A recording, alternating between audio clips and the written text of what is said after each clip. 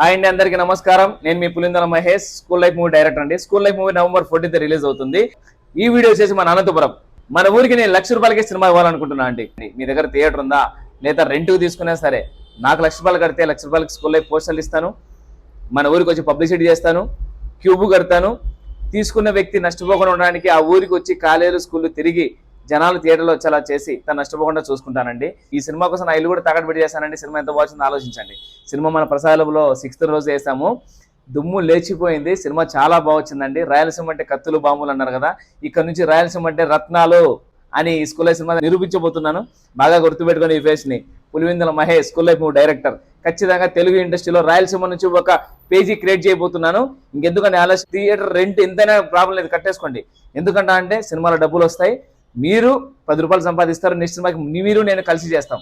ఈ వీడియో వచ్చేసి మన లోకల్ పేజీలు and local memes and local ప్రజలందరూ ఈ వీడియో షేర్ చేస్తారని కోరుకుంటున్నా.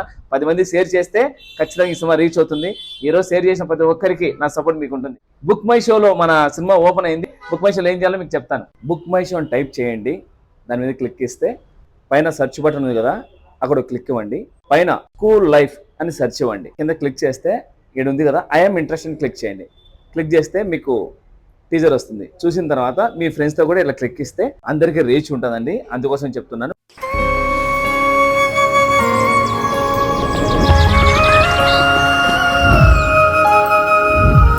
బాను, అనుకోకుండా నా జీవితంలోకి ఎంటర్ అయిన ప్రేమతను.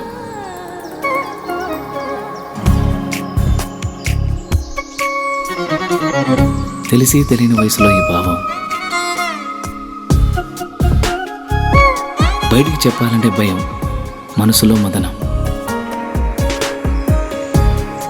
కరిగే కాలంతో పోటీపడి ఆకర్షణతో మొదలై అనుభవాల అనుభూతుల్ని ఇష్టాన్ని దాటి ప్రేమగా మార్చిన తరుణం ఇది. కాదు కామం,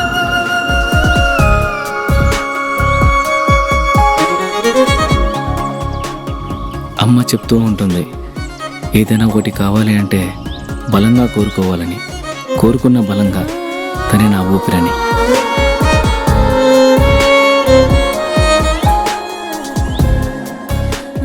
మొదటి ప్రేమ, మొదటి ముద్దు, మనసులో ఎప్పుడూ పదిలం.